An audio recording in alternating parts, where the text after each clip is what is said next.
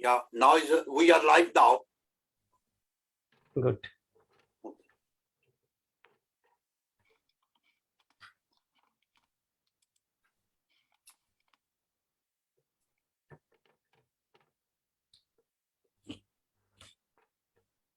Right, Tajender, we are going to start, and I request all the participating members to please switch their mics off. We are on speaker view, so whoever speaks would be on the screen along with the gallery screen. So on behalf of Progressive Writers Association UK, I welcome our today's guest, Ms. Tajeder Sagoo, who is an artist, and she will tell us about her art and of her life and how she got inclined to this form of expression to express herself. And I also welcome all our members who managed to join today on Zoom. And we have friends who would be later seeing the session on Facebook Live. We are now live. First of all, I would like to introduce Sagoo about her, what she thinks, what she does, and as she explained in a short statement, according to which Tajender Sagoo is a textile artist. It's a very unique form of art, I would say, in the contemporary art world. It's different than normal forms of art. Her practice uses textiles in a multidisciplinary approach. She has a strong interest in using pattern and color to investigate the relationships between objects and ideas that they express in the historical and modern experience. Now, I think it's a bit complicated, I would say, to visualize the written text in this fashion. So that's why we have Tajender with her slides of art. It will be much easier for us to see and for her to show what exactly she means when she says that in the historical context. And I would like to inform or tell viewers that Tajender is not just an artist or activist, she's an activist as well on social issues, and that's why she's associated with us on the platform of Progressive Writers Association. She is a curator, and she has been organizing very good film festivals and curating film, inviting film directors. I remember seeing those very unique archives of British archives. I think she had once invited us, where we could see very rare footage of the British Raj. They filmed in 1930s or 1340s, when on the one side the World War was going on, and they were all going on about their achievements in Punjab, for example, or how Punjab looks so good and fabulous under their administration. And without sidelining what the freedom movement was going on there, they tried to, it was basically for domestic consumption, to let people know that everything is fine in the Raj. So, and also I think, remember, Tajender invited us to a show of Anand Patwardhan for his very important film, which we all know, as most of us have seen, what he has filmed on what is going on in India since a decade now. It was very important, and still, I think it's called Jai Bhim, Tajender. So, yeah, so this is my basic introduction of Tajender. So she's just not a textile artist, but a very good activist and a good friend. So I would like now Tajeder Sagoo to please come and tell a little bit about herself. First of all, about her, where was she born and how she's in the UK,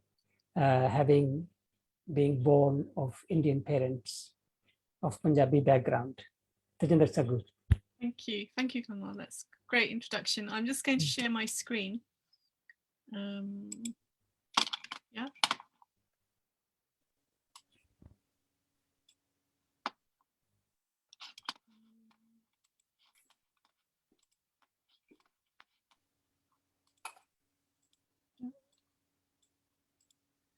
Okay, and I'm going to start off with a slideshow, and then just talk you through a bit about the timeline. If I can get this to work. Oops. What's happened there?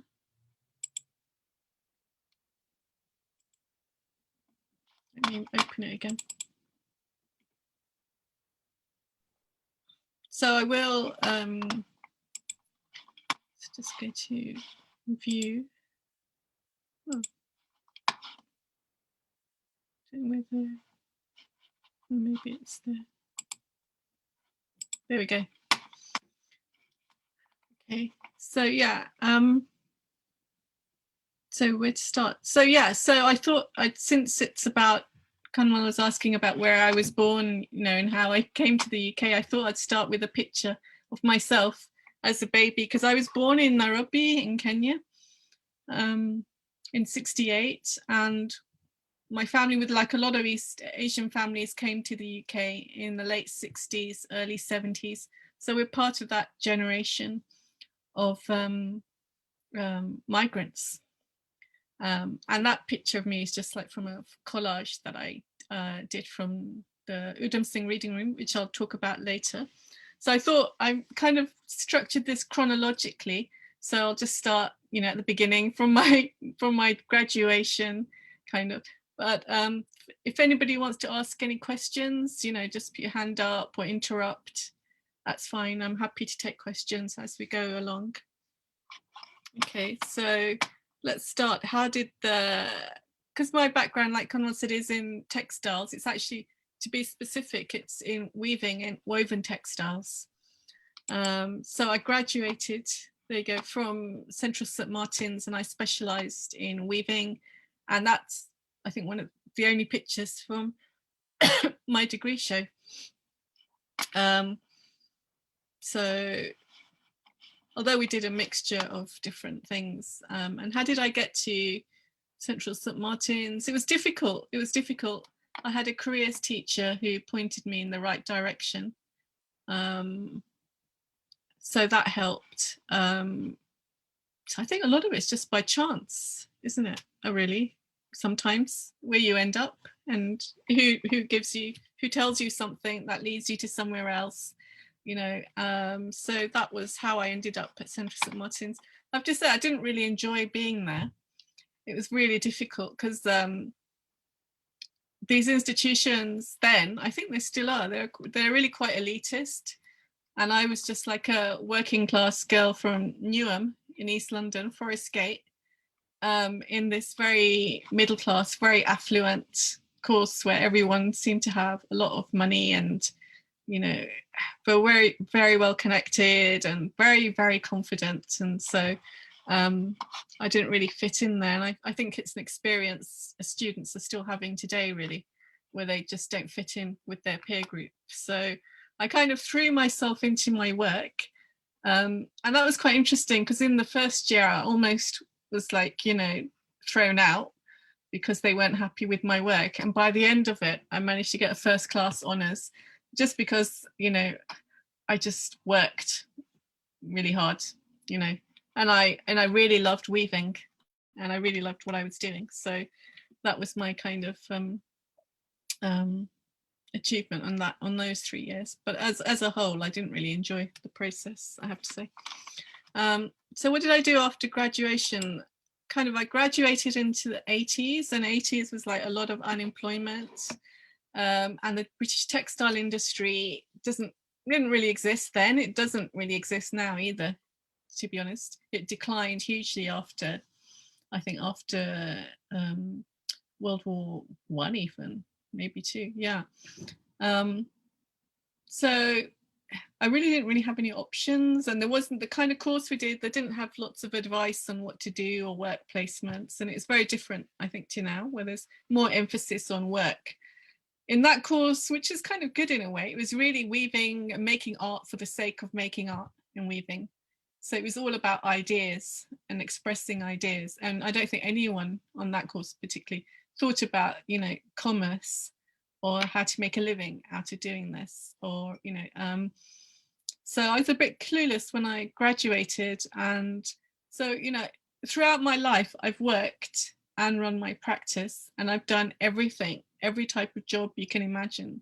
I've probably done it, you know, call centers, shop work, office work, everything. I've kind of got the whole portfolio of types of roles, in between trying to sustain a practice as an artist or as a creative person. So in I think it was 80, a friend of mine said, you know, oh, Middlesex are offering this MA and it's free, you don't have to pay fees, and it's a brand new MA, computing in art and design, do you want to apply, you know, and we can do it. So I said, yeah, okay, because I really wasn't doing anything else, because, you know, I didn't really have any work, a job as such. So I applied to Middlesex MA, we got in, so it was a 1-year MA. So really, you know, we looked at things like coding, and it's all very kind of based around art and coding and, you know, digital art, which is actually quite old. I think it's about since the 50s they've been making digital art. And this was my end of MA project, where I looked at haptics, so haptics about textiles and touch and image making.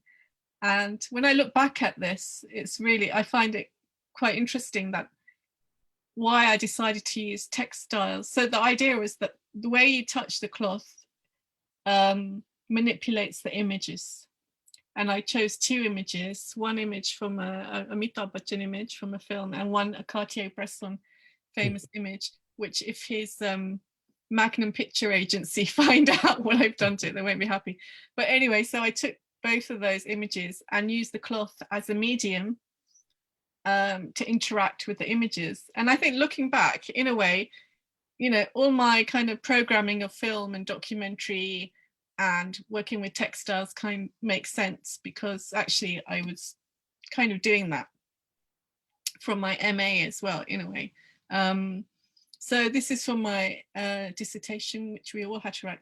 And the thing I learned from the MA was that I really didn't like computer coding or digital art. Wasn't really, didn't really interest me so much, because it is just so removed from making and using your hands, and there's no sensory output with digital art.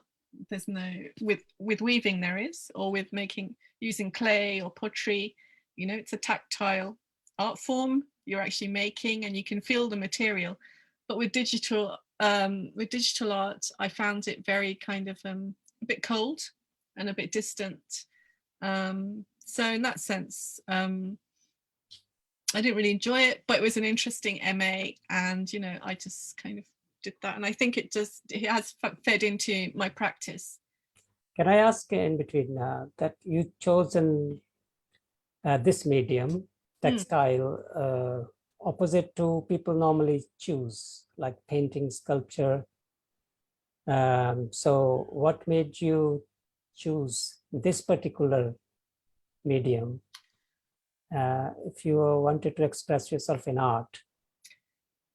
You know, it's just when I was doing my BTEC high diploma, I didn't, it's just through the coursework and tutors' guidance, and tutors saying, oh, you're really good at this, so you're really good with color and pattern, you know, oh, you're really good at this, you should do fine arts. So at the end of the course, they kind of advise you where to apply for and what you should do. And I was good at pattern and color and all of those things, you know. So really, it was just that guidance that made me think, okay, I could do textile design, because I think I'd always been interested in textiles and cloth, because I'm surrounded by textiles and cloth, you know, as Punjabi families, or as, you know, South Asian families, we all have those bags, suitcases of, kapra and suits and everything, And I remember my mum used to every few months she would take out the suitcase, open the suitcase, go through all the kapra and, say, who gave me this, who gave me that one, and every piece of cloth has a story, like who gave it and what did they give and was it any good that they gave, So, thinking back, it was all around my life, and growing up in the 70s in London, there was a lot of racism. It was grey. It rained a lot. There was nothing on TV. There were like 2 channels, and the most colourful kind of bits of cloth, colourful, textiles and cloth were the most colourful things in the home, and they told stories because they were really exotic and beautiful compared to the external, our environment, say in East London, there's nothing. Since you have talked this scenario of surrounded by clothes, yeah, in South Asian families, so did you ever think of exploring about the traditional art forms like fulkari, for example, in Punjab, or other weaving not forms at of that art? age, no, because my family didn't have fulkari, so I had no knowledge of fulkari, and not at that age. I didn't actually know about weaving until I went to my degree course. So it But wasn't. later on, did you explore the Later traditional? I did, yeah, and you'll see that in my slideshow. Later I did, Yeah. But I think that's where when I was young, 2 things I liked doing was reading a lot because it's an escape, and there are stories in these books, and also looking at textiles and cloth. And I think cloth and textiles also are ways of telling a narrative and a story, and can be as equally as absorbing as a book, really, Sure. if you for me. So I think that's what influenced the bias towards textiles, and influenced some teachers as well. Interesting. So yeah, so that's when my journey started. So after my MA, I got myself a studio in Cable Street Studios in Town Hamlets, and I got myself a George with Dobby loom, and I started just weaving. But I was weaving experimentally, and just kind of like trying to construct new forms. And I didn't really have I didn't have an artist statement at this time. I was just weaving because I enjoyed doing it, and I was experimenting with forms. So, and these are some of the textiles that I produced from that period in that studio. And I these were like experiments in form, structure, and the finishing techniques as well, and movement. And they're very tactile pieces, and something like this, I can just look at it for a long time. I'll just keep looking at it because it's so interesting, because every little thread is slightly different to the other one. That shows you. Oh, and also at the same time, I did a few, let me go back. I did a short residency at London Met University, like artists in universities met, and at that it was with the furniture department. So I designed a chair based on a project, but it didn't get anywhere past the designing stage, probably because the furniture makers knew it wouldn't work as a chair. So, but anyway, that was one of the things I did. So after graduating, I had a studio. I did a few projects, but I was working at the same time as well, in a furnishing store in central London. I think after a few years, what happened is I decided I wanted to go to India and to South Asia, but I'd never been. So I'd be around 25, and I didn't have any money really to go, and I had no idea, and I didn't really have any connections how to get there. So I thought, I'd heard about VSO, which is like voluntary service overseas, that you can get sent to a project. So I applied. I got in the first time, I didn't go. The second time I got in, and I got assigned to a project in Dhaka in Bangladesh to work as the handloom weave designer and trainer. And this is from that period. And I was in Dhaka for about 2.5 years, working with this NGO. And that was, you know, I would say this influenced my activism because it exposed me to a lot of the politics. Which year was it, Tajender? That was in 95. So around 95, yeah, so I was there for like 2.5 years. So it exposed me to kind of like the economics of textile, the textile economy, NGO economies, aid, the idea of aid, the foreign policy, you know, and inequality, and distribution of wealth as well. And so it made me question a lot of those things because I could see them firsthand in action in a place like Dhaka, which had, you know, and this organization was an international NGO, you know, so all the politics of that. Yeah, I was actually going to ask you the same question about the politics.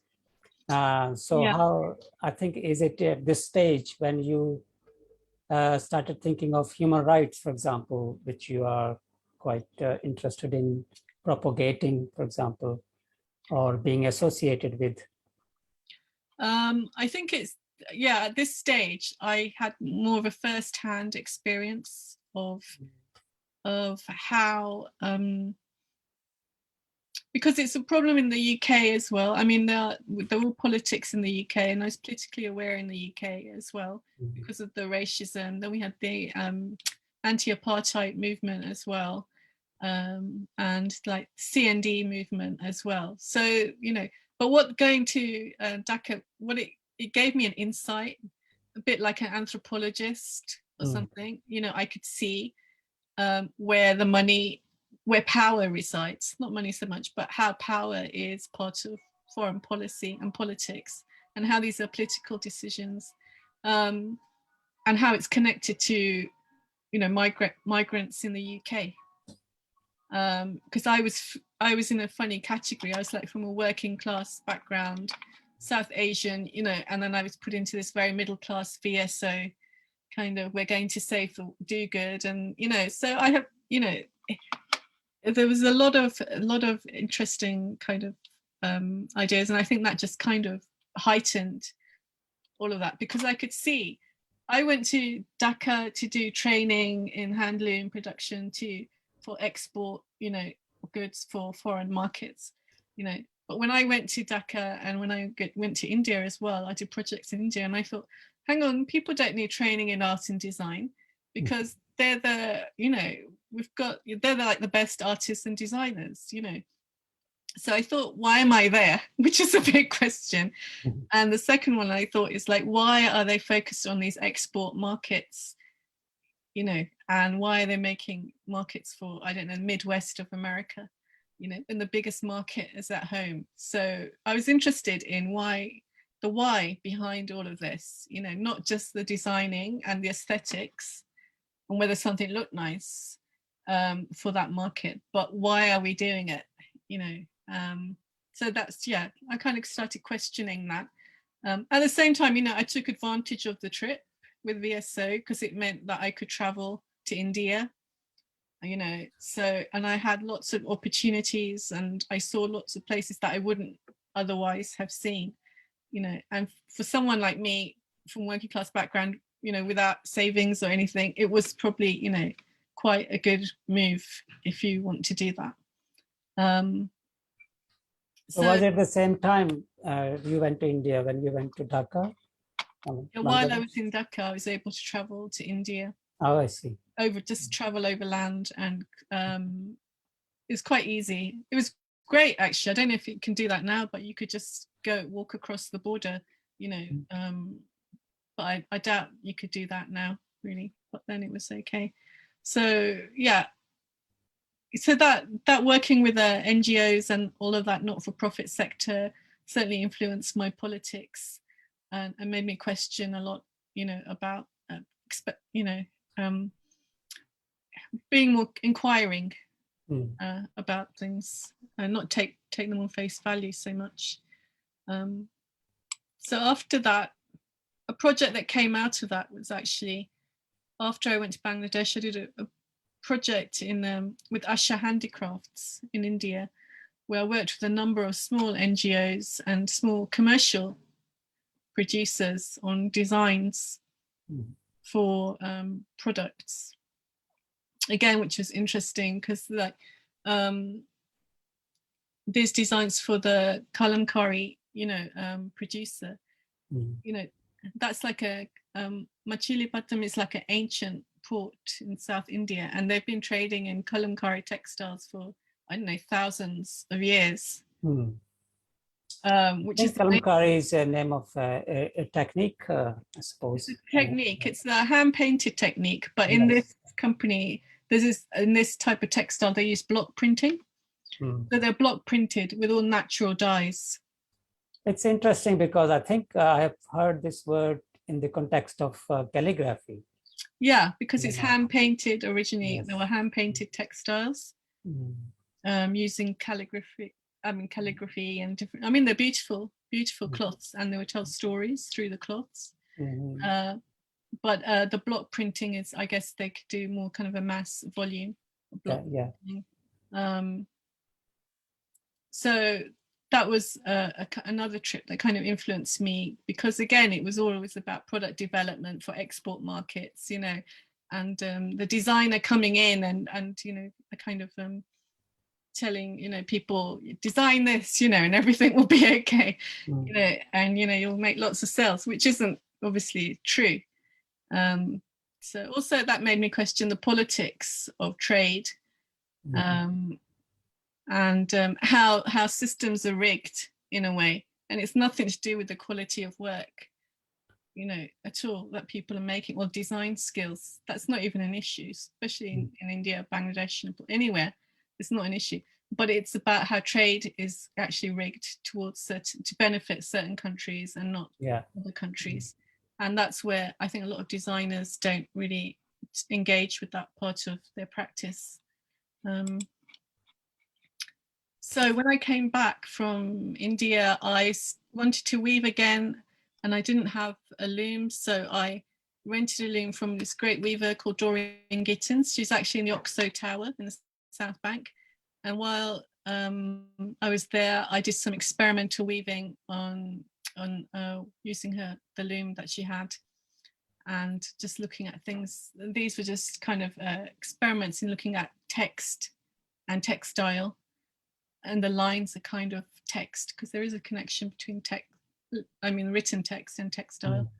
And they're kind of just like abstract kind of, ideas. I sometimes just like to weave and see what comes, and not, plan too far ahead. So, but I have noticed that your pieces here and the ones you showed before as well, there's a lot of black and white shades rather than those flashy colors we have talked about of South Asia. Could you elaborate on that first, that how you got interested in this, or what attracts you in these contrasts? Actually, this black and white comes out, a lot of it is just, some of it is because I wanted just to experiment with form and structure. So black and white is really good way of just looking at form and structure, because you can see everything so clearly. And also because I was doing I love the flashy colors and all of that, but I was doing that in my degree at my university, because we had dyeing facilities, so we could dye colors. But when I left university, I didn't have anywhere to dye any colors. And I found I didn't actually like some of the colors that were readily available off the shelf. So I started to use black and white with some color and really restrict my palette, because, if I can't dye the color I want, and I don't like what's available in the retailer, because it's all about hues and tones. And I liked a certain hue and tone, and, it's really quite interesting because people, I think if we're in the UK, people will prefer one hue and tone of pink, where maybe, I don't know, somewhere like if we went to Punjab, they would prefer a different hue of pink, hue and tone of pink. So it's about, I think it had light reacts to the color and natural light. So yeah, so that's why I started doing black and white, because it's also it's, you know, it's less distracting than all of the colors as well. Yeah, more managing, I think. yeah, yeah. And so after doing some, what happened after I came back from Bangladesh and when I finished in India and I was doing all of that, I got into working on community arts projects. Just by accident or chance. There was one project led to another project. So, and through that process, I did quite a lot of public arts projects with schools, with community groups. This is one of them with Stitches in Time and Cannon Barnett Primary School in Tower Hamlets. And we were commissioned to make a tapestry for the Spitalfields Music Festival.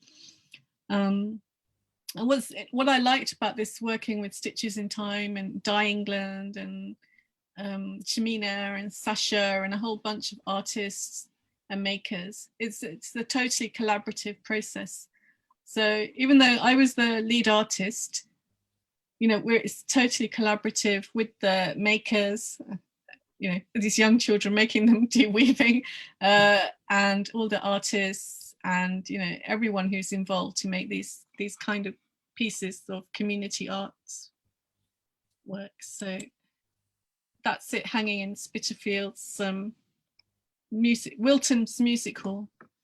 That's the scale, and that's a close-up of some of the stitching that they did over it. And it's actually, the design is actually based on the Huguenot silk weavers of around East London in Brick Lane, and their traditional silk textiles that they brought with them to that area, and they're really kind of famous for that. So that was one of the community, I mean, I did quite a lot of community arts projects, and this is another one which was done at Kew Gardens, where we worked with women's groups in Tower Hamlets, in Southall and Hounslow, I think Hounslow as well. It's embroidery and painted, and we worked with like 3 different artists. And so to design these like giant seeds, because obviously it's in Kew Gardens, so the connections there. And it was really wonderful and great. I mean, to see all the quality of work as well, the embroidery and the stitching, it's just amazing. And this is one of the groups that took part. I think that's Mrs. Herban's Core. This is the Asian Women's Group from Southall, so that someone might recognize some of these ladies, but they took part in, they made the one they're standing in front of. And it was called Outside, Inside. And that was a project with Stitches in Time. Again, it's a collaborative project with lots of people. So in between my community arts and my arts projects and participatory arts, I was carrying, you know, weaving in my studio and looking at techniques. So this is one of my studio pieces, just using a rug weaving technique. So it's a pile, carpet pile, but it's got it's a lettered pile, and it says, did I have a picture? No, I didn't have a picture, but it actually says the word native when you unroll it. So I did that. And then this is also studio work, and this is based on the medal, ribbon medal for the Empress of India medal, because all military medals have ribbons, and they all have specific colors and lines that you know, apply to different medals that you get when you're in service. So these 2 colors are from the Empress of India medal. So I took, when you were talking earlier about my practice of looking at objects in the historical and contemporary context, so I took this historical object, and then I've kind of looking at it through weaving in contemporary context. So I used kind of like to put these digits, numbered digits there, and also looking at it as an abstract balance, really. So they are basically random numbers? No, that's the year of my birth. Well, actually, it's the year of my birth, and I the see. Yeah, yeah. 1851 is the year of the Indian uprising. Okay. Yeah. Okay. And so these all come from the same warp. And another piece of my studio work was I was looking at printing textiles and digital studio prints. So this was some experiments with that. And these are another from the same warp studio weaves, and these were taken from the well the British call it the Indian Mutiny medals, and so they were red and white stripes. So I took that red and white, and then just kind of tried to look at, I guess, what the red and the white mean in a military medal. And does balance of color, does it tell us a different story? I mean, they're really loaded, these medals. I mean, what can you say about them, but again, it's a way of taking that object and trying to kind of deal with the history of it, because it's so. Did you have an intention them to look like flags? Because they do. They look like flags. Yeah, no, I didn't intend that. But I think medal ribbons look like flags, although they're small, but they are really flags, aren't they? So really, yeah, they do look like flags. Yeah. Sometimes, it's when I'm weaving, I don't have like a picture and saying this is what I'm weaving. I've set up the warp to weave in a certain way, but then I just weave and then just make it, see what's happening, and then just react to what's happening. I haven't painted these out first and said this is what I'm weaving. So you have not drawn them, no sketches or anything in the paper first? No, I'll have really rough sketches, but no, that would be like really too kind of it's like instant creations, I would say. So yeah, create as you go. Yeah, and I can change things, or new idea comes as you go. I think painting must be like that as well, isn't it? Yeah. Any art form is like that. Okay, so then after a while I was still doing a lot of kind of community arts, I set up this proximity project, which is where I met you, isn't it? Yes. So what I think I'm going to do is I'm going to go to the website for it. Sorry, let me go back. And then because I've got content on there that people can see. So just click into this. This was in 2012, and this was a print project. So this was like a collaborative print project. And we published this newspaper magazine, and it featured lots of artists. Let me just go into it here. I think I remember doing drawings for this magazine for you. Okay. Yes. You have published some drawings. You can actually download it. Actually, if I download this, we can actually go into this and see some of the. So we had Amajit Chandan gave a poem, and we have like different artists: Aliya Khan, Bhajan Hanjan, Jimmy Dabi. Yeah. There. This is one of your drawings. Yeah, that's from the Roots series. Yeah. Yeah. Next to the Sugar Cake Girls. So what I was looking at artistic and kind of content from across the world, from different people, pop art, science fiction, fine art, politics, history, it's a real mix. It's very much like pop movement. Yeah, yeah. That's where the name came from. You know, Popsmith. popular population. You know, Mm, this is a map we did with Budgeon mm, Hunter. mhm, There are like essays in here as well. mm, You know, kind of like collages. I mean, obviously, you know, I've published essays, you know, and I can't read most of them, so you know, I thought that doesn't matter. I can't read them. yeah, it It was doesn't good matter. you included South Indian languages there as well. Exactly. You know, article about sari, you know, documentary film. So, you know, Mm, lots of different things. Oh, and here's a good list of all the mm, artists, the people who contributed, helped with translations, mhm, you know, video, the talk, you know, people, you know, who helped. Oh, and it was really interesting. I had a sample of textile in a number of them from Gaurav Gupta, who's got a brand called Akaro.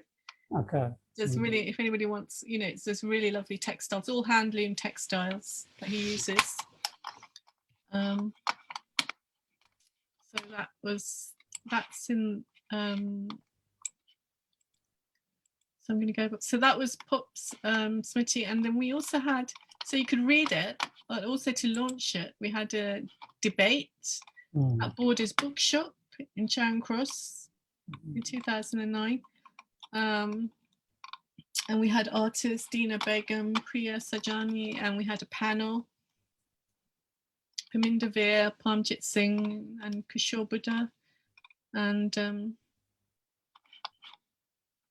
oh, and the videos are actually up there on Vimeo if people want to see some of the cultures. And so this was in 2009. And what I find interesting is that some of these questions are still being asked. So I'm not sure what's happened between 2009 and now, but I'm, you know, they're still asking the same questions. We're still, you know, so it's quite interesting. I think it'll be interesting to go back in like 10 years to go and look back at the answers and see what people thought then and what's happened in between. So again, Pop Smitty was a completely collaborative project. I think there's a politics around this as well, about being, you know, inclusive and working in a way that, you know, it wasn't funded. And I think that also was did I try and get funding for it? I can't remember, maybe Arts Council, but I don't think they'd give me money for it. So it wasn't funded. So everything was totally voluntary, you know, so, and everything was just taken on trust as well, because I hadn't actually met most of these people before anyway. So it was really just about saying, I'm doing this, would you like to take part? And like most people said yes. And, you know, people gave of their time, of their artistic practice, you know, of their like spirit really. And they were really, really generous. So in a way, I think Pop Smitty just shows how kind of, you know, people can collaborate together without, you know, needing, not all the time obviously, but there is a way of working together with people and starting things and starting projects, and there's, you know, a lot of interest, and without, you know, kind of putting the funding first or putting the profit motive first. Because I had a lot of, you know, people would say to me, are you making any money out of it? Not the people involved, but other people, external, you know, how are you going to make money out of it? And they couldn't understand why anyone would do a project that wasn't meant to make money, you know. So it's about understanding tangible culture and intangible culture and wealth, what is valuable, you know. And this question would particularly be asked here in the West, where everything is taken for money, you know. They don't think anything apart from that. And do you think this project is now concluded in a way? in the form of the paper, it's concluded. But I think not with what I see around me, with what's happening with culture and arts in the UK here today. I think the conversation is still ongoing. People are still asking the same questions. you know, and in that sense, no, it's far from being concluded. It might have changed the words, the language may have changed a bit, but it's still very much concerned, especially of third generation, second or third generation migrants, I think. Yeah, I think it's such a big project you have done. Even Ajay Bhardwaj, he has just mentioned that he would like to see actually a program on pop smithy exclusively. And let me tell viewers, actually, when I was mentioning the film, and I just missed Ajay Bhardwaj's name, because I think that's you organized his film shows. And Yeah. very poignant and very important films he made on partition, for example. And I think you're going to talk about it as well. And yeah. So you're right, this is a huge project and there's so many people involved that it probably would, you know, I'd be happy if people want to find out more, to give a talk just about this. There's a lot to unpack here. So let's go back to the slides. And let's go back to the front. The model on the cover actually is Priya Sajani. Sojani, and she's a performance artist based in London. I used to think it's you. No, I wish. No, I was the photographer. I have to, you know, this is like such a collaborative project. I was a photographer, and people who know Sunjata Keita, who's a good friend of mine, he worked really closely because his background is in print publishing. He used to publish a newspaper called Creative Week. So, you know, he helped a lot with getting this published from, you know, with the print. So I did the photography and, you know, she did the modeling, and I think Sunjata was there giving directions as well. So, you know, these are, you know, kind of, you know, it's really fun working collaboratively. You know, it's the opposite of being a weaver sometimes. You know, when I'm weaving, I'm just on my own in my studio and there's nobody else. That's why I like doing these projects, because it, you know, it's really good fun to work with people. And here from, I think what happened, how did I get from, I think I was in India from. It's the Frank Brazil project, you have named it. Yeah, no, Frank Brazil, yeah. That's true. I put the wrong typeface thing on there. Well, it is Frank Brazil because there's a connection between the screenings for Ajay Bhardwaj and Frank Brazil. Because of his films, you know, and the interest in them, then I thought to set up Frank Brazil project. So that's what it came from. And I'm just thinking, I think I met, I heard about Ajay's films when I was in India, or before I went to India. And so I used to visit India a lot more then, and I connected with Ajay. Ajay can correct me if I'm wrong. We connected, and I got his DVD films, and I took them back to the UK, and we spoke a bit, you know, and I really, really liked them, you know, because I'd never seen anything like them before, to be honest, you know, never. And then I thought, you know, people want to see these, you know, they should be able to see these. Why can't we have these in the cinema on local screens? You know, why are we, you know, so restricted in our culture, visual culture here? So that's what started off the screenings for Ajay and Frank Brazil. I'm just going to go to, that was 2012.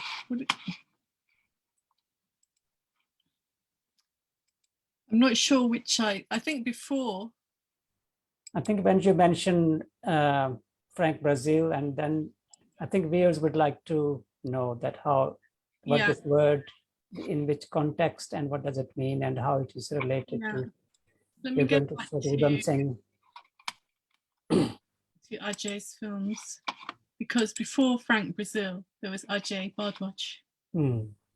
He came first. So what these two show some of the screenings I'd organized. This was the first screening in September 2011, after I'd met Ajay and came back to the UK.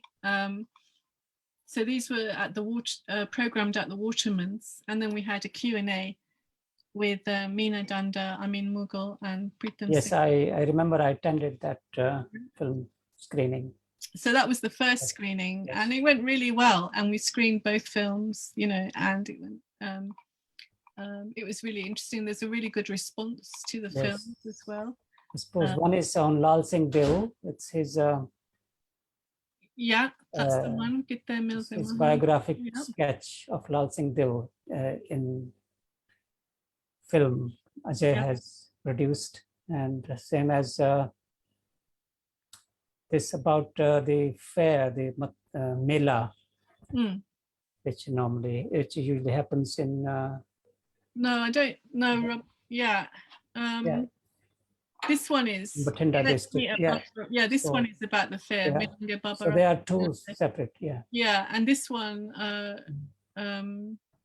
think this is on Lal Singh Dil's. No, this one on Lal Singh Dil. This one is on well, kind of like on partition. They're all kind that's of. The third one is for partition. Yeah, you have the.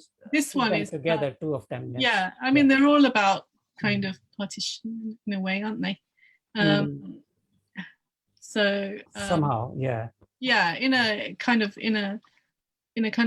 layers. I mean, in those kind of layers, you know, there's not like, you know, that's why sometimes it's difficult to explain. I think on this topic, sometime I have to call Ajay and you together to work on these films, obviously. Yes. Yeah. I mean, there's so many. The thing with the films is there's so many narratives and story aspects. It's difficult to just say, oh, it's this about this, or it's about that, or it's about, you know, without losing something. It's difficult to explain to people. I think here in the UK we're like used to one narrative. Yes. Or one narrative documentary. Defining things. Yeah, you know, oh, it's a wildlife documentary about lions and that's it, you know. That kind of thing. And people here are used to very simple narratives. So if you say that this is actually quite, you know, then they'll say, oh, it's art house. You know, they can't see something, you know, they can't, I don't know. I just don't, maybe we're educated to think like that in this country. So these were two, and the second screening went really well. That was at the BFI. And I remember at that screening, somebody coming up to Ajay and saying that that was his village in the film that he'd seen, and he was like really pleased, really exciting. So I thought that was like really, really nice. But there was a really good response, and you know, the pub, you know, really good response to the films.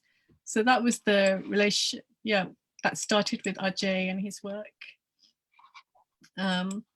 This one, this is what you were talking about earlier that you saw. The archives. In 2012, yeah. So this was from the archives, and it's called The Colonial Eye, British Empire Images of Punjab, 1912 to 47.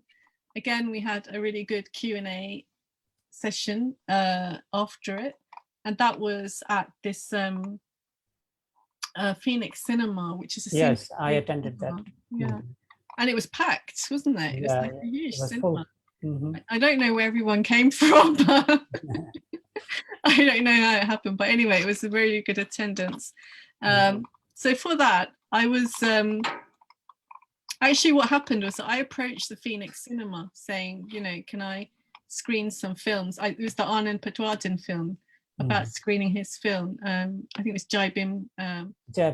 Yeah, at the Phoenix Cinema. And I said, okay, you know, so I kind of negotiated that with them about screening that, and at the same time one of the curators asked me if I wanted to curate some other films for this. They had this Heritage Lottery funding for this season that they were doing from the archives. So I made a proposal. I said, can I look at colonial, you know, British colonial images from this period? So I was commissioned to do this. So I did a lot of research in the BFI, any free archives, public archives. There's a lot of material in private archives, but they're really expensive. So we couldn't really use those. So after that, you know, I think that's the list of all the films that actually I chose. And some of them was like 16mm films. Actually screened as as they were. I think the whole total running time was like just over an hour. but it was all silent films, you know. And I think through my research, even though some of them were 41 or, you know, 47, the quality of film wasn't really good. That's, you know, that they have. And I think there's a lot better quality films in private archives or in the BBC archives that they don't let anyone see or have access to. So I think in a future project, if anyone can get me into the BBC archives, I'd like to have a look to see what they have. So why do you think they have considered them confidential or made them confidential? I don't know. I think it comes down to things like, you know, copyright, Oh, yes. money. You know, they're really, you know, valuable assets. So maybe they don't want to share them so much. I've got no idea actually why they don't. So yeah, so that was a free screening at the Phoenix Cinema. God, a lot happened in 2012, didn't it? So Ajay's films, screening Ajay's documentary films, kind of, yeah, inspired me to set up Frank Brazil project, which was a way of focusing particularly on documentary films. And I started with Ajay's 3 films here. And the idea was to be a platform to distribute the films to wider audiences and make them accessible, and also to raise, I guess, the profile of this type of work.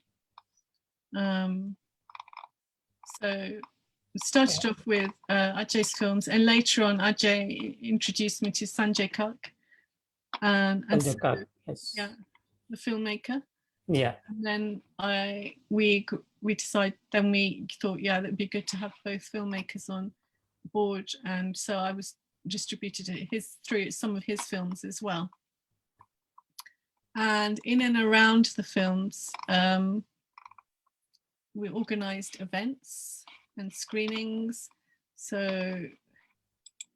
if you go to the website, I've kept the website up because there's a lot of information on these that are really useful. I think it would be good if you could tell the word Frank Brazil for the viewers. Ah, okay.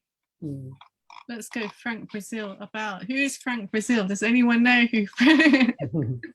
Obviously I know, but better you tell. Many of us won't know. Yeah. Who is, so Frank Brazil was the alias of the Indian revolutionary Udham Singh, or one of his aliases. Yes. He had many. So Udham Singh has given himself so many names to dodge the British Secret Services. Yeah. So one of the names he given to himself was Frank Brazil. Yes, so that was his deluding. Yes. name. Yeah. And I think what I was doing, this goes back to before I did Frank Brazil. We'll have to go back. I did the Udham Singh Reading Room project, and that was through that project. That's how I came to find out his alias, or one of his aliases, was Frank Brazil, and I'd kept that in mind, you know, in my head, and like thinking that was like really interesting that this person could like have so many aliases and yet traveled around the world so easily. And I mean, he just had a really interesting life, and he came up to End of Commercial Road as well. He lived near there as well. So it was really interesting. So I'd kept the name Frank Brazil in mind, and so after when you're setting up a new project, it took a lot of time, you know, to kind of think, what shall we call it? Should I call it, you know, this or that? And Frank Brazil isn't an obvious name for a film DVD distribution. You know, it's not. It doesn't say what it is.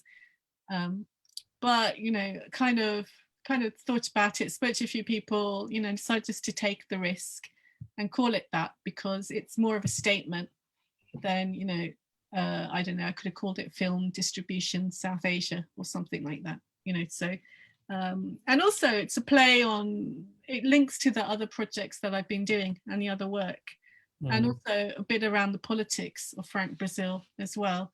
And so the films can sit within that kind of framework, that kind of, you know, of politics and kind of culture.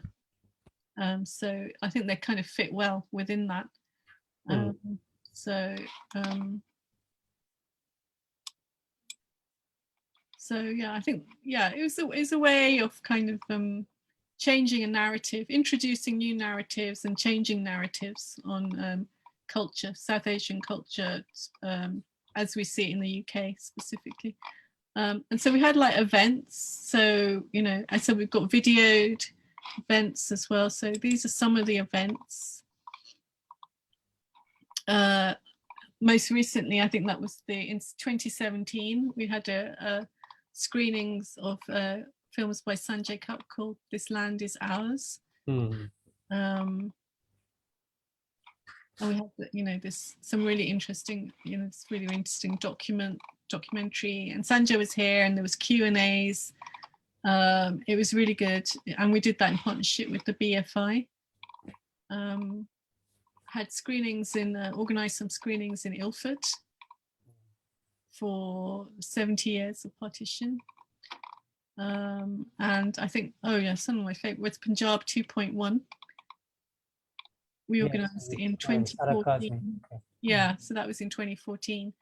Sara Kazmi, Vrinda Galra, Kavita Bano, and we've got some on the website. There's links to audio and visual. So, you know, you can also hear the discussions as well. And on the blog, we've got, which that was the last statement from 2019. But on the blog, there are lots of the events, there are transcripts of lots of the events. For example, this one, which was in 2007. No, that was the event. No, the event was in 2017. 2017. Yeah, so this discussion on Kashmir and on the documentary. So we actually, we did again in partnership with the BFI.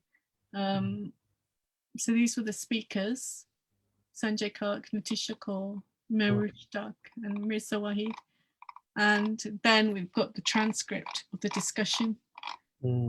Yeah, and so a lot of I'm trying to find, I think one of Ajay's transcripts are here as well. In one of these, it's there.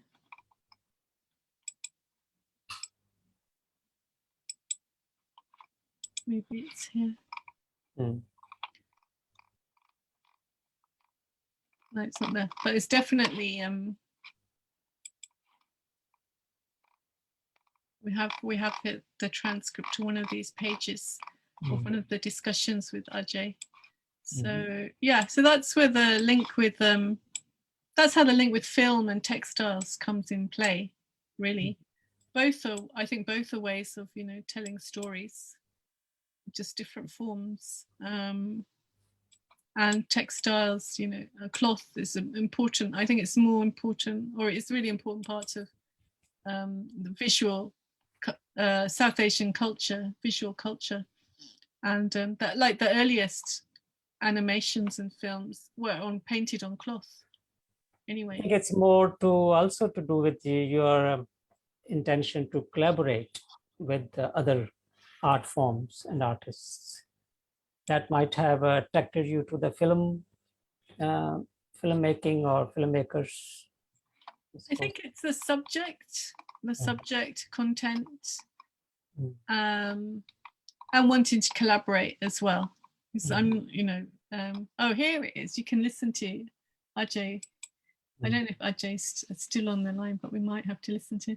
So if you go, it'll take you to the SoundCloud, and so you can listen to that conversation with Ajay here. Oh, sorry.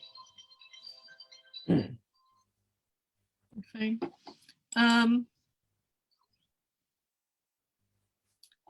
So that's kind of, you know, how I ended up doing Frank Brazil. Sorry.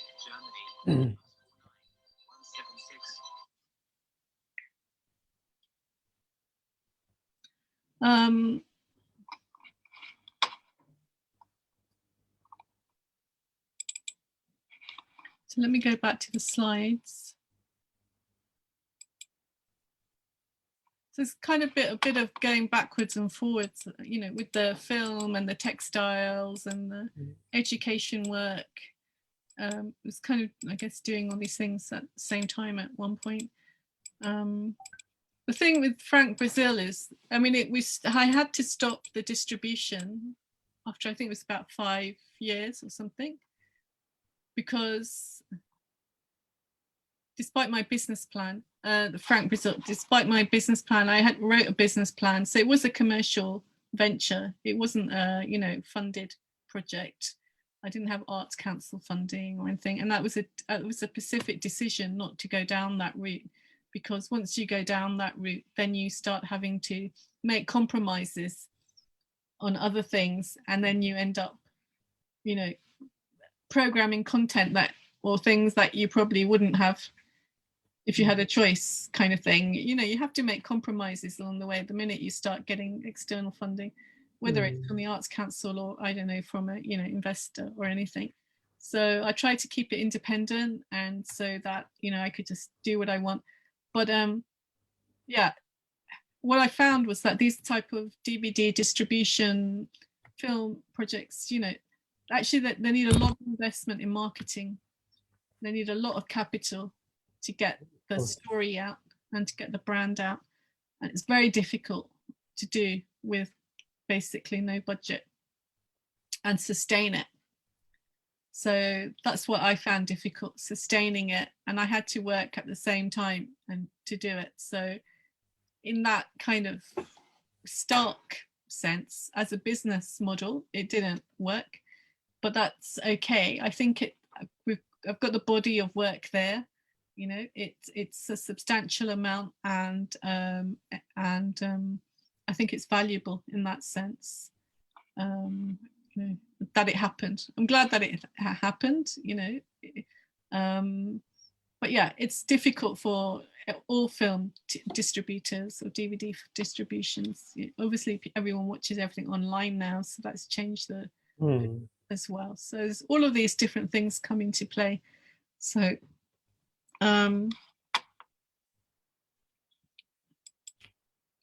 Before Frank Brazil, there was the Udham Singh Reading Room. I think I've got the year on here. Yeah, 2012. So this was done, was it 2012? Oh, okay. So again, this was like an exhibition. I think I spent over a year researching Udham Singh and just reading about him and finding out what he, you know, what was doing in London. And I went to the National Archives and the British Library and did a lot of research there, and just got some primary material there. I mean, you know, it's amazing what's in these archives. And then I thought, you know, I've got all this material. How am I going to bring it all together? And so I came up with the idea of a reading room in my studio that people can come to, and that, you know, and just kind of spend time there just reading. So that's how I brought together the textiles, printmaking, text as in the essays and the reading, and material all about and around Udham Singh and his life. And these are some pictures from the library. So I did collected a lot of material. They're woven textiles that are part of the collection, a part of the reading room. Print as well. So I printed, silkscreen printed. And then I overprinted posters, popular art posters.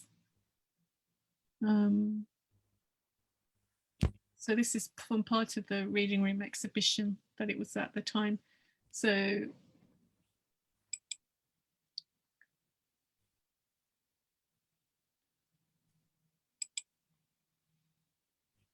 and I use the same screens to make kind of just silk screen prints as well. So this is a silk screen print, but it's based on a a plan for a famine relief camp. Okay. And one is on newsprint and the other is just on white print. So those are a few images from the Udham Singh reading room. Again, I think the work, if you go to the website, you can see a bit more about how the display was, and there's a bit of writing about Udham Singh and the project. And I also included, as part of the website, I've just included like some of the material that was in the reading room. So you have basically created your own archives. Yeah, that was an archive as an exhibition. That's what was there.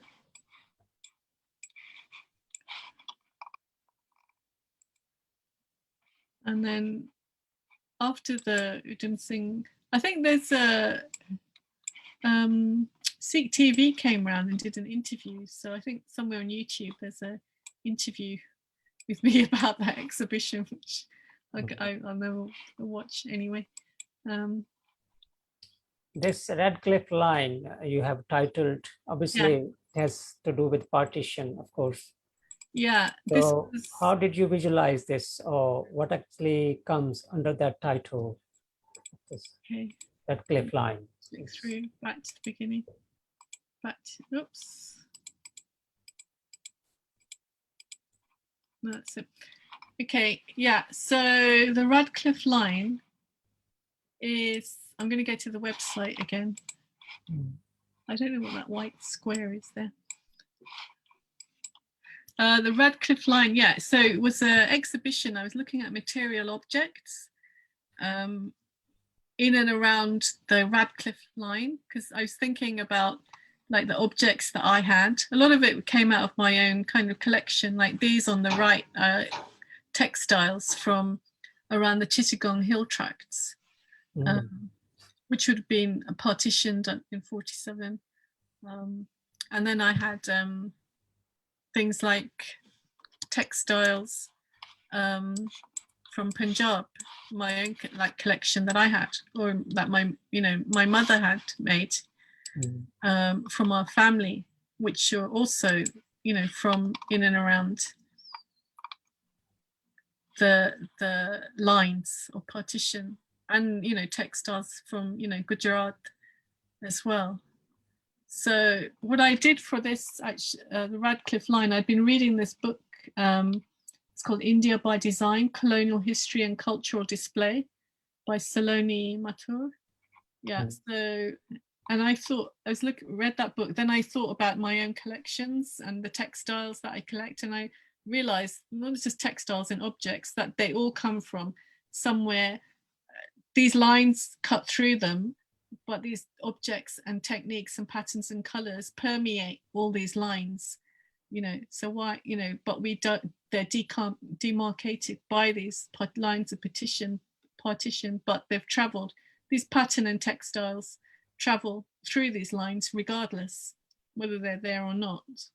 And I was looking at how museums, when you go to a museum, they display things, how they label items and objects and give them a geographic space, a place that, and it comes from a position of power, and they're exerting like they're giving it a name as if a name didn't already exist, so they're, so I thought of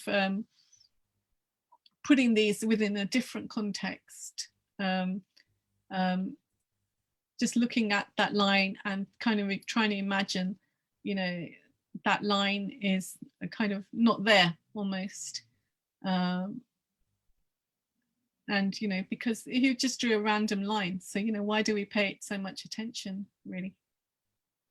Why do we start categorizing ourselves and our material culture through, this line that's written there? Why can't we just ignore it or something, and just do our own, categorize ourselves. You know, why do we fold so easily? I would say, you know, give in so easily to these kind of labels and things, you know. And so I was kind of looking at that through the collections, and I think it's something that could be done through anyone's collection. You know, I could go into anyone's house or any couple of families' houses and collect objects that cross over these lines of partition, you know, that we have just kind of, you know, almost sometimes submitted to. You know, we just kind of give in and say, okay. So it's kind of an exercise in that, and viewing collections and viewing material objects differently, you know, than they are in museums, which is where we normally see this. That's another thing, you know, it's like, why are we in museums? I mean, these are living things, you know, these are part of our living lives. We're not museum pieces. I think that's again another facts of difference between East and West. Whereas in West, they put things in the museum. As a matter of fact, the museum is a Western concept. Yeah. It's not our concept. We just live. Or we basically, there's no preservation habits there, which could be bad or good, I don't know. But this is where I think, but this is what you're talking about. We are living these objects. And as long as you live, you don't need to put them in the museum. And because museum takes the things which are no more in use, I suppose. Well, I'd recommend that this book, India by Design, Colonial History and Cultural Display, because it really, to read that and then go and visit whatever the V&A and the British Museum or anything like that, because then it will give a really good, a different perspective. I don't think anyone in the Progressive Writers Association needs to read it, but I think people widely should read it, and see how the objects are commodified, essentially, you know, for use. And it's like a transfer of power. It's almost like a transfer of wealth as well, you know. And we're just like really happy. It's like, yeah, we're in a museum, isn't that great? But no one asks why, you know. We're in a museum. So anyway, so I guess that comes back to like politics as well, of, you know, of the practice, the politics of my practice, which brings me to the next. Let me know if I'm running out of time. I can speed up. I'm really sorry, these slides keep going back to the beginning. It's good to revive things. Sorry? It's good to see the revival of your going back to your childhood and slowly coming up. Slowly coming back again and again on a loop. Okay, so this is an interesting project. This is called the Kenya Land and Freedom Depository in 2014. And I did this project with Salah Manon, and that's Salah there. He's an amazing activist, writer, you know, a former head teacher. And actually on the left, you can see this. This is actually a timeline that he's written on the Kenyan movement for independence. And it's on the website as well. So what we did with this project is just looked at the idea of archives and the freedom movement, the Mau Mau freedom movement. And so we worked together. And so, you know, we have lots of photographs, books, archival material. Some of it's domestic archival material, like, you know, I come from an East African Asian family. So we have East African Asian, like, you know, like decorative items, you know, or zebra skin handbags, you know, things like that, which are a bit weird. But that's what you'll find with you know, in families. So it's like a mix of these files are kind of like a mix of the domestic and the political together. And so it was like a really interesting, interesting project. So I'm going a bit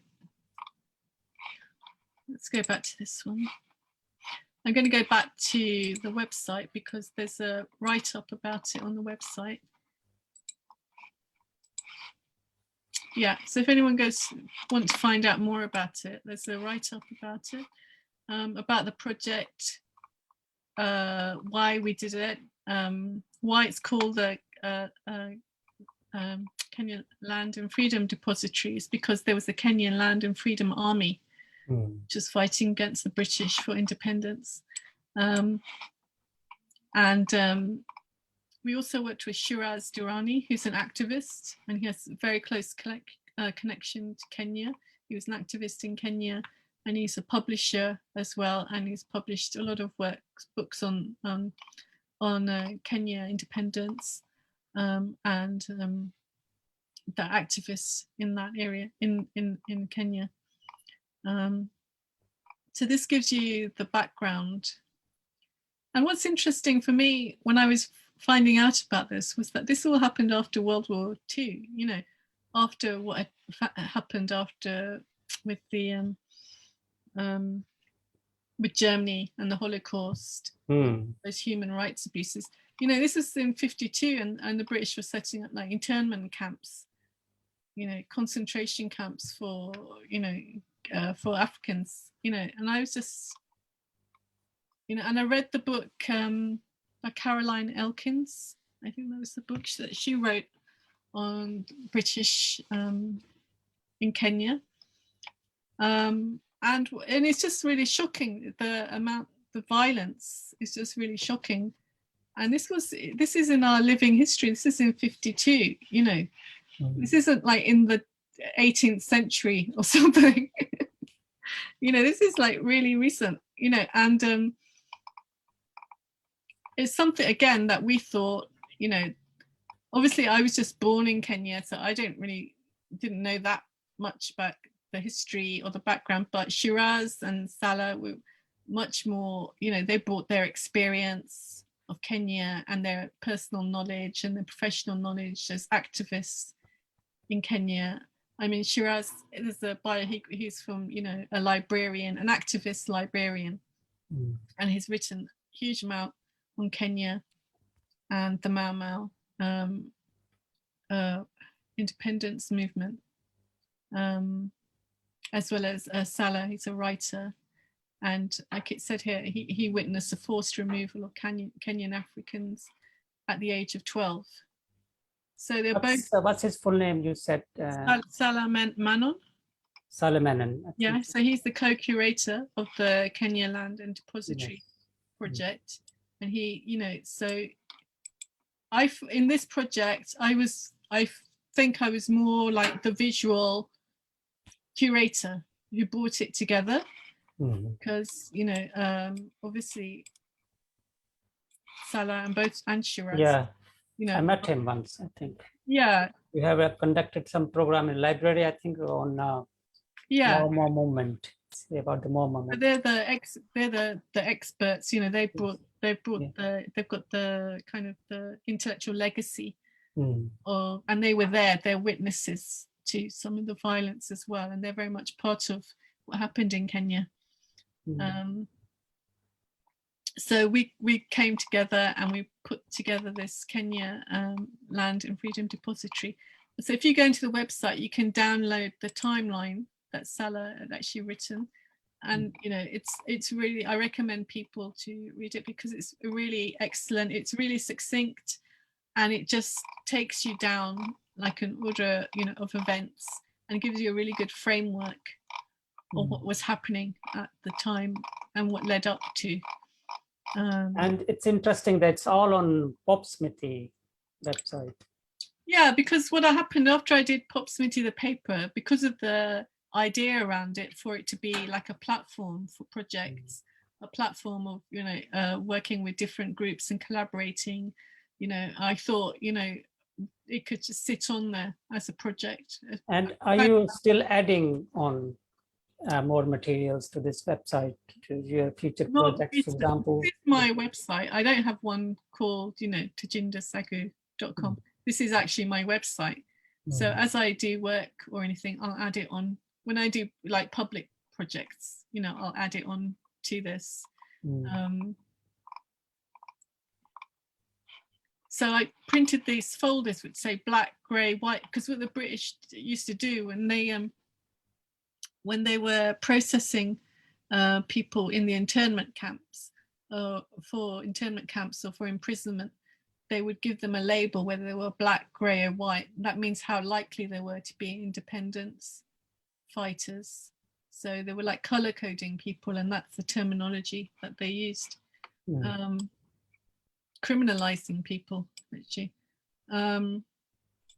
So we also took the Kenya land. So there's a talk by Shiraz Durrani, because we took the exhibition to This Is Not a Gateway exhibition, which is really good, because a lot more people saw it than came to my studio to see it.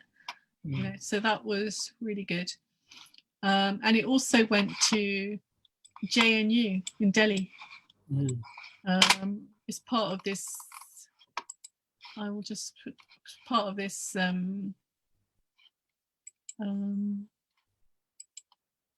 Part of this exhibition. Oh God, it's so annoying when it keeps going that. Like go back.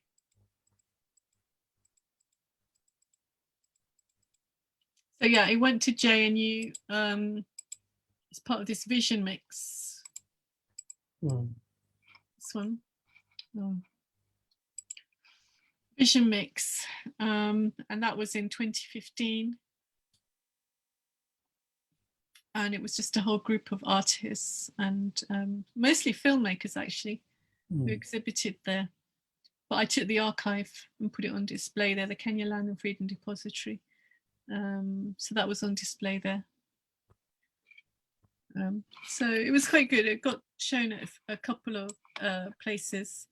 And we're still, you know, if people wanted to house it or put an exhibition, we could still put something together if, you know, people wanted that.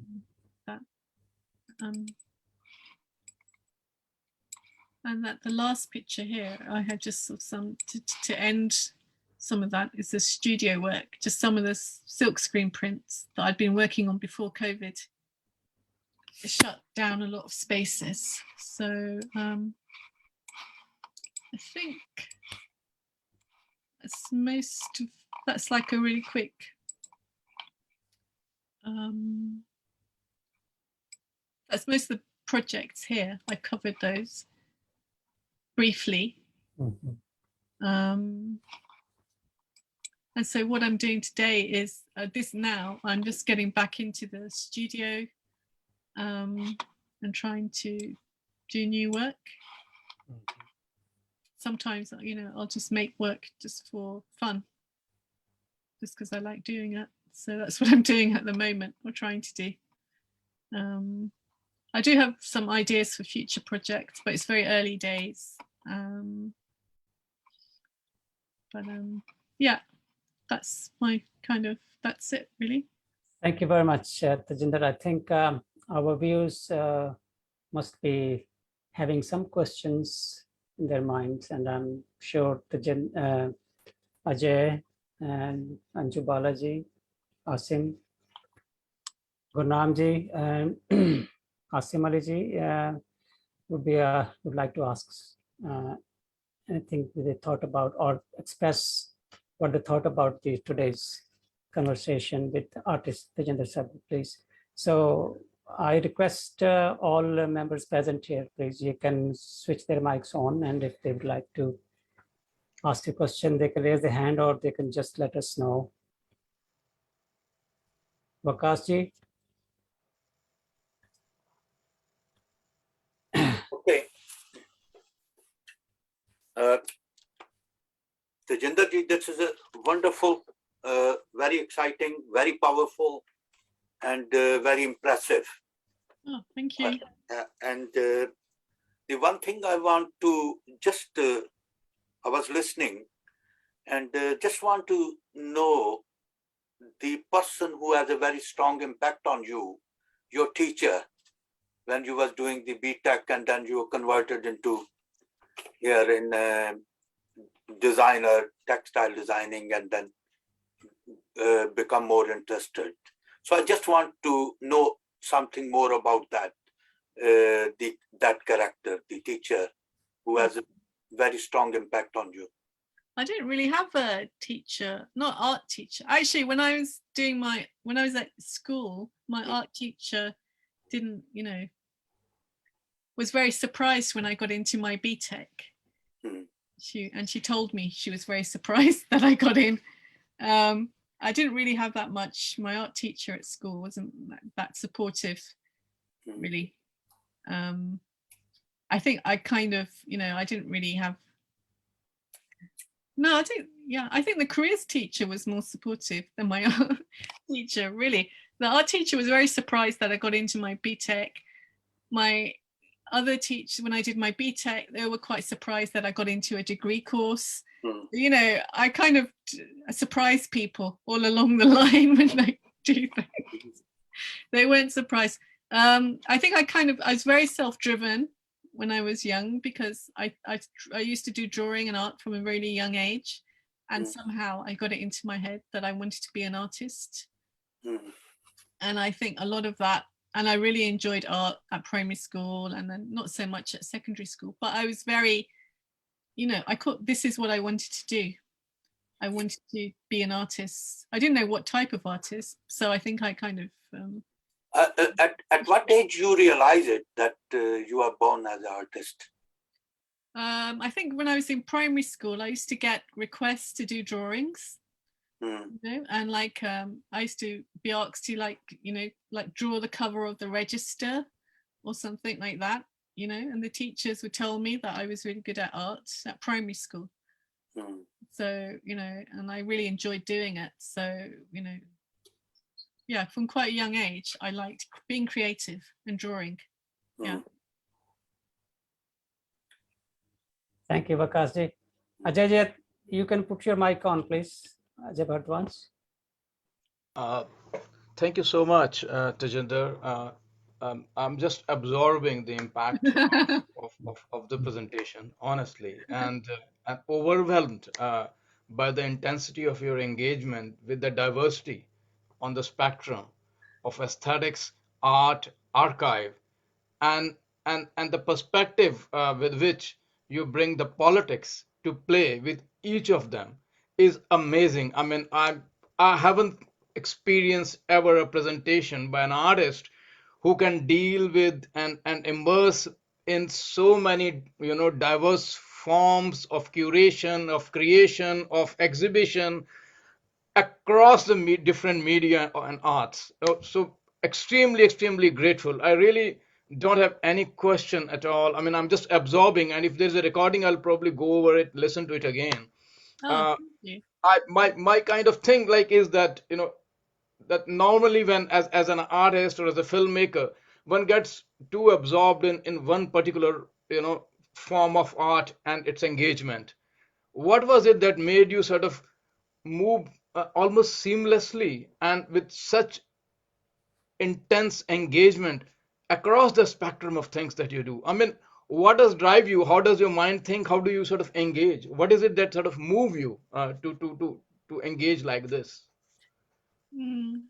Thank you. That's a good question. I think it's fundamentally, I think I like ideas, and with ideas comes politics as well. So I think that's what engages me to work across different mediums, because I think it's the ideas that pull things together and trying to make sense of them as well, and to ask questions. I think as creatives, we always have to be curious, and that's what makes us creative and artists, and part of that is always asking questions, and part of that is always like researching. I really like researching, I just like the process. So yeah, I think broadly it's about ideas, and being curious and asking questions.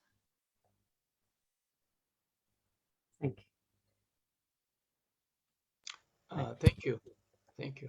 Well, thank you, Ajay. Yeah, happy to answer any questions you might have. Yeah, later if you want to.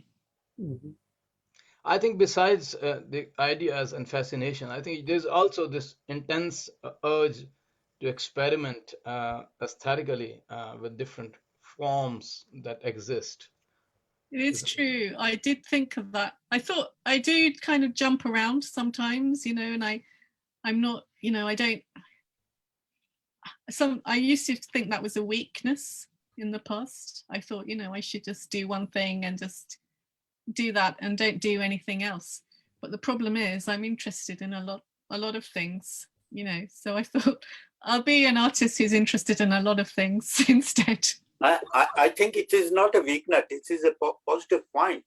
So you Yeah. become a multidisciplinary, and how you engage and how you connect different things with each other. And for example, I was very fascinated the way you give the title of your different projects, and these title itself are big history, full explanatory things.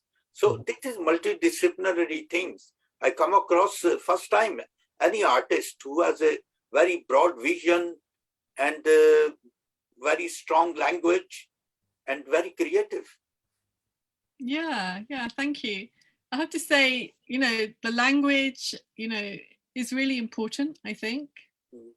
How we name things, and I learned a lot. I think I learned a lot about that from my friend Sanjata, who's a writer and a publisher.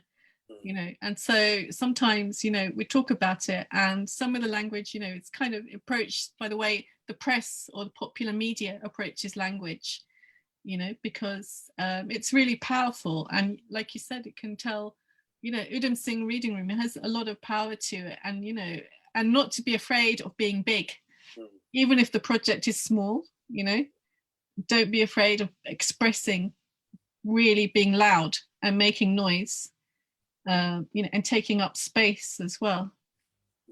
And a part of that is also about not being boxed in by the norms and conventions of like contemporary culture or funding culture or arts culture, or what your peers are doing.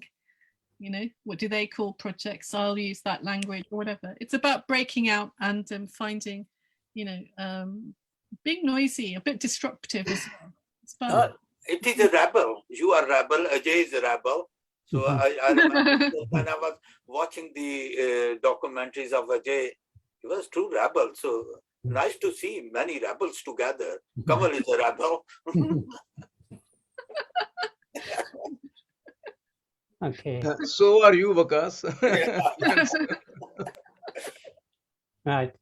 Tajender, we have in our guests one of the my friend Anju, who is in the viewers, and she has a question for you. Can you put your mic on, please, Anju? And also tell about yourself that you teach. And as an artist, I just observe your like all the collections. It is such a wonderful and like an insightful session. And thank you to the host for inviting me, and thanks to the guest for enlightening me. It was such a wonderful session. I was just curious to know about, is there any dream project you want to work on that? If it is left, any topic. I don't know if it... Sorry, could you remove your screen sharing so we can see the... Oh, okay, sorry. Yeah. Now it's more better. Thank you. Yeah. I don't know about a dream project, but I'm working, the project that I'm kind of starting to research now at the moment, it's kind of, because when I grew up here in London in the 1970s, we came from Kenya, and my mother, like a lot of women, worked at home as a machinist, so working in the rag trade, working for like, third-party suppliers. So I'm kind of looking at women's labor in the home, and in the labor market as well. And it's linked to textiles, because she would make clothes for people, these high street, or we call them fast fashion places today. So that's broadly what I'm kind of looking into, and I'd really like to do kind of like a big project, because substantial piece of work around that as well, and just look at how we're kind of the connections as well between labourers and women working in factories and at home, in different parts of the world as well, and how we fit into these economic systems. And why we end up doing what we end up doing, really. So yeah, that's kind of what I'm thinking, working to next. So anyone wants to, collaborate on that, get in touch, I kind of, would love to. Anju, you get in touch with Tajender now for your future collaborations. Yeah, definitely. Gurnaam Tilanji wants to ask a question. It's all new to me, to be very honest. And I am very, very impressed. And I enjoyed every moment of it. Oh, thank you. As I said earlier, it's all new to me, And I wish you every success. And thank you to be there. Thank you. Thank That's you. it. Very kind. Right. I think, is there any question left to us? I'm not sure if there's anything. Prakashji, is there anything on the Facebook? I will check it. I will check. Give me 1 minute. Then, I was so involved. I've not checked.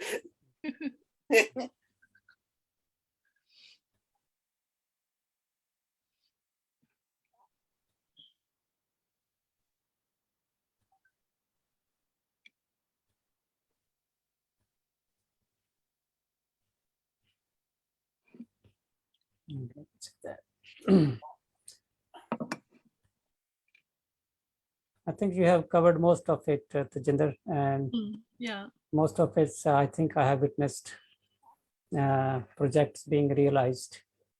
Yes. The ones we did after 2012. Yeah, mostly very positive feedback on Facebook. The people are very positive. So There's no question. that's fine. We can then conclude the session, and that session on the Facebook recorded now, and if that can be shared or watched again. And since Tajeder is not on Facebook, I can send her a link. Maybe she can watch it. And I thanks all the viewers who found their time, who spared the time for us and for this lovely session. Thank you, Ajay. You wake up very early in, I think, in Toronto or where you are, Vancouver. So it must be very early. Maybe we disturb your breakfast. But get ready for I think this compensated for everything. So, yes. Yes, but get ready with the session with us. We would like to invite you to discuss your projects which you have done, and maybe there are things which we don't know yet, which you are probably doing in the recent past, which you have done and may have not come into our knowledge. So we'd like to know more about it. And I like all our PWA members who spare their time.